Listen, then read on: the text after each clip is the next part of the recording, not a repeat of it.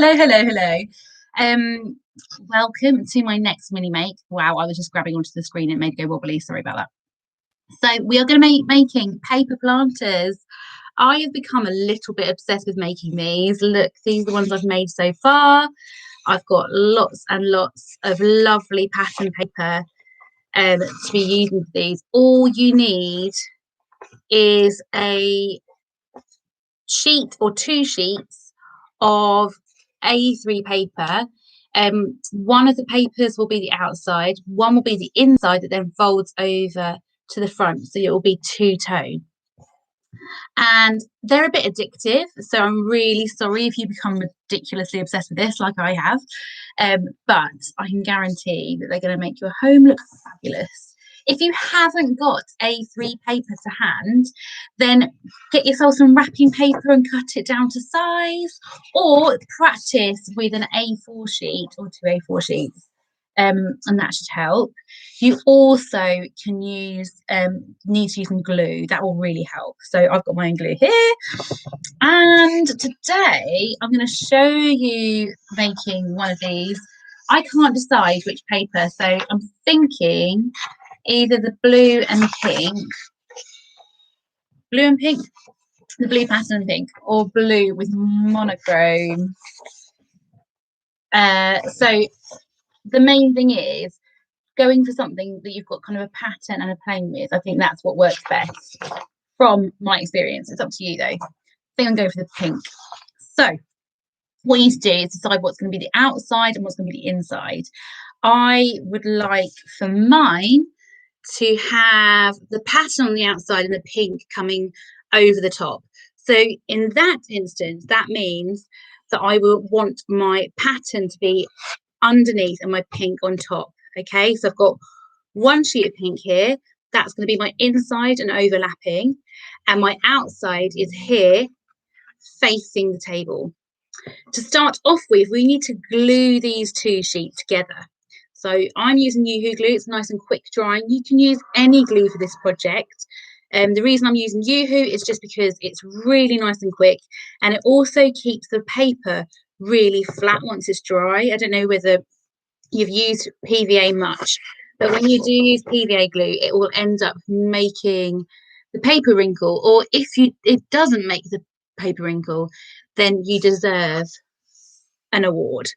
So I've literally just glued one line all the way across the top and stuck them together. That's the top of my pot. Okay, and so I'm going to remember that that's the top section. Just for those of you that have just joined, this is the outside of my pot, this is the inside of my pot. I've just glued together the 2 papers, and it's literally just with glue going all the way along the top. Nice and straightforward. Now I want to take the short edge on this side, and I'm going to fold it. Now this is just going to be as much as I want it to be folded. I'm going to fold it about 4 to 5 centimeters along. You can, yeah, this works so long as you've got rectangular pieces. Thanks for asking that, Julie. That's absolutely fine. Anything rectangular. Obviously, the bigger you do it, the bigger your pot will be. Okay, so I've literally just folded about 4 or 5 centimeters over. Obviously, if you're using smaller paper, you're going to want to do a smaller amount than that, maybe 2 or 3 centimeters, if that. This is going to basically be the tab where it overlaps. Okay, I'm going to keep that folded, and then I'm going to fold from this edge all the way over to where that fold is. So I'm basically imagining that this is my whole sheet of paper now, and that this folded edge is the other edge that I'm going to fold to, so I can find that halfway mark and then unfold. And then I'm going to fold that folded edge there to the center fold that I just created. So line it up nicely and then crease it down, and do the same again from the other side.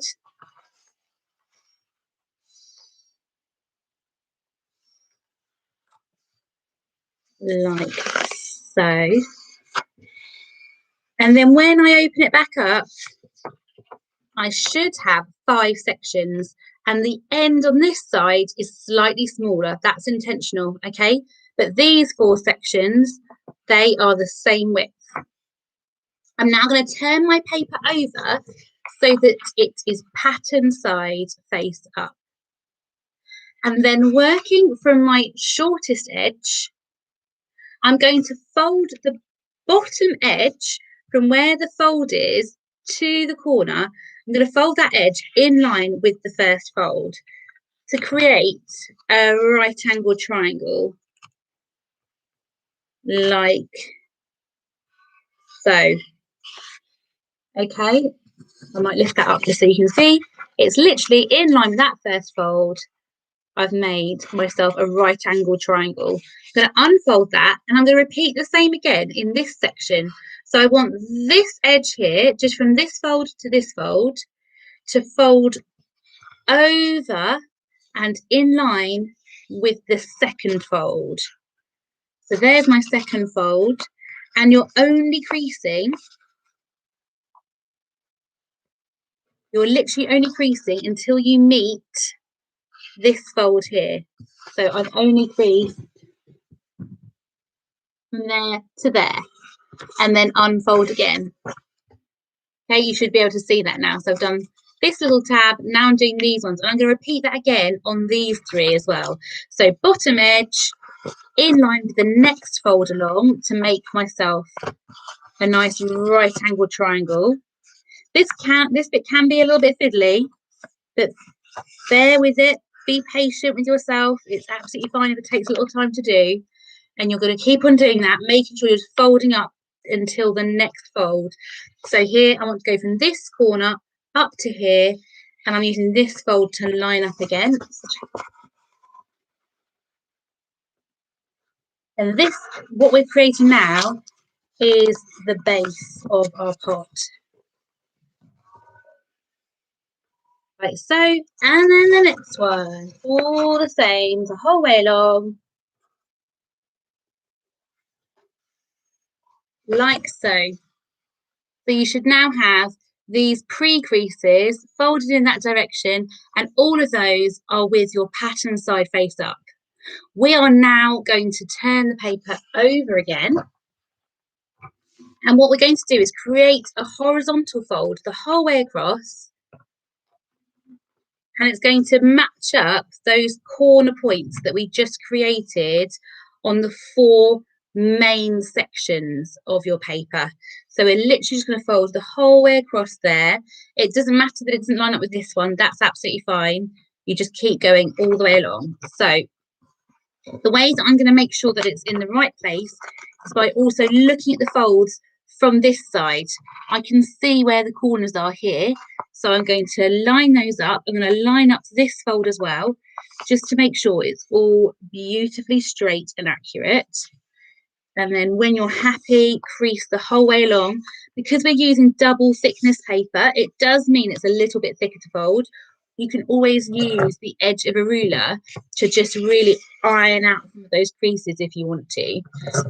Otherwise, just use your fingers. I'm quite happy using my fingers, but if you feel like it's a bit too much pressure, go for it with your ruler. Okay, next up, we are going to turn the paper over once again, and we're going to focus on this edge. So we've done that fold there. That's at this side where I've got my diagonal folds. Going to leave that end, but my open end here is where I'm going to fold over the paper to create the top section of my planter. So what I want to do is fold over a small amount. So I'm going to do about 3 centimeters, 2 to 3 centimeters down, like so. One fold, and we're going to fold it again, and this time when you fold it, you want to fold it as far as you want your planter's height to go down. So for example, I've got this one here that's quite chunky. It's almost like half and half, the pattern and the overlap. But then I've also got this one here, which is much taller, and it's only got a really small section, about a quarter of it with the overlap, and then the rest, the 3/4, are the pattern. So at this point, you just decide how tall you want it to be, how much overlap you want there to be.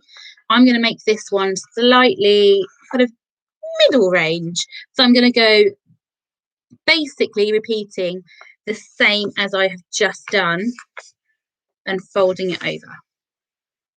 Okay, so that's how thick I've made it. It's about 3 centimeters, I would say. Okay, and you should then have your fold that you did originally tucked under there as well. Next, what you want to do is just fold those pieces of paper that you've just created. You want to fold along the folds so that they're really established in the 4 sections that they're in. And then what we're going to do is bring both short ends round to each other. I'll show you this way round. So I'm going to bring this end all the way round there. You want to make sure that this part is kind of slightly unfolded so that it doesn't get in the way. Okay, and when you bring it round, what you're going to do is let the top section where it overlaps is going to be your thinner section, the one that's not the equal width to the 4. That's going to go underneath, and then this tab here is going to slot in between your folds here.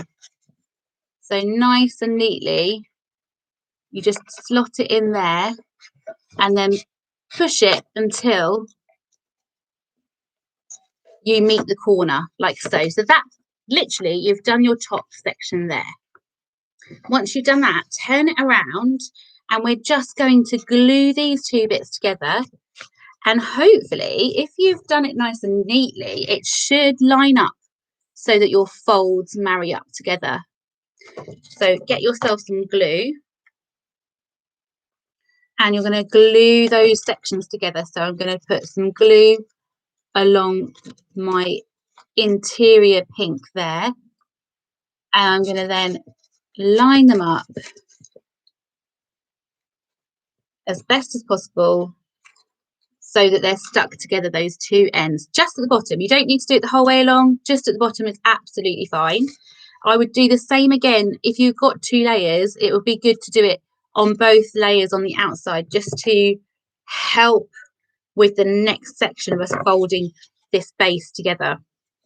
Now this is, the next part is probably the most satisfying but also most challenging part of this, and it does take a little bit of time. Again, just have patience with yourself. It's absolutely fine if it doesn't fall into place straight away. It will do, because you've got all the right pre-creases in place. You've got 1 fold on each section that folds the shape in. You've also got this fold here on each section that's going diagonally, and you've also got the folds going down the side for the shape of it. And what we're going to do is literally bring all those folds together at the same time. So the best way to do this is just to continuously go around the shape and start to make those diagonals go in the direction that you folded them. And what will happen is it will, hang on, I'm going to move my screen up so you can see a bit better this way. And what's going to happen is it's going to almost sort of spiral around like so as you twist all of those lines into shape. So I've got the diagonals are tucked right in and then coming back out again. You can see here, this one's going along like so. My edge pieces are going to line up with these edge pieces, and you're just going to keep twisting it around until you can encourage it to lay flat like so. So you're going to have your inside showing on the bottom, which is like one of my favorite features of this. Now, I make this kind of stuff all the time. It's okay if it hasn't fallen into place that quickly for you. Keep persevering, it will get there, honestly. I'll just show you that again. So it was like so, and then I'm making all these folds at the same time. So I'm pivoting it around and at the same time working those folds in together until they lay flat. Just to secure it, because it does sit quite nicely, but so that it's really flat for when you've got your plant in there, all you need to do is just add a little bit more glue. And when you then come, so what I'm going to do is put them on this section here and pivot round and do it the same section the whole way around. So it will be joining together kind of the outside pattern paper that I'm going to be joining together. So one there. But yeah, as I'm doing this, let me quickly say, I am really terrible at keeping plants. I have pets. I'm very good at looking after pets, not so good at looking after plants.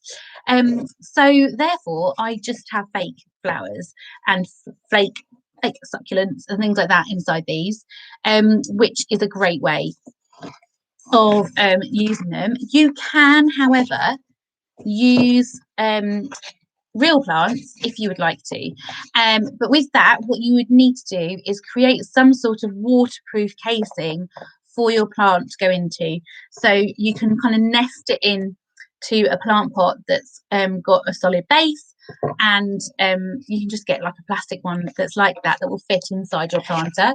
You could also totally use these. Right, sorry, while I'm letting this glue, I'm just going to put my hand inside and press from the inside onto the outside while it dries. Another great way for it to dry is to then put your plant inside to weigh it down so that the glue goes on. Oh, I love it in this print. It's so cool. If there are any papers that you love that I use, please do get in touch, because I can send you some papers. I sell them on my website, and I can sell them to you in different sizes as well. Everything that I use is stuff that I've got plenty of stock of. So do get in touch if you would like any of it. Anyway, here we go. There's my planter from today. Please do share with me what you've made. Thank you so much for joining me.